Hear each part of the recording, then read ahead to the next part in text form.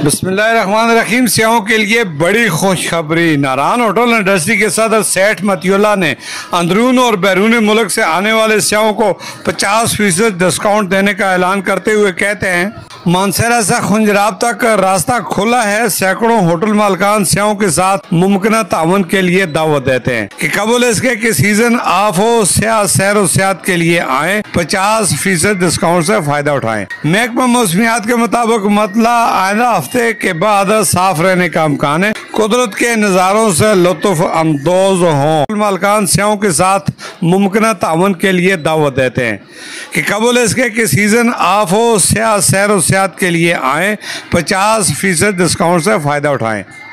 महकमा मौसमियात के मुताबिक मतला आइंदा हफ्ते के बाद साफ रहने का इम्कान है। कुदरत के नज़ारों से लुत्फ अंदोज हों। मैं मीर अफजल गुलजार और आप देख रहे हैं DMM न्यूज़।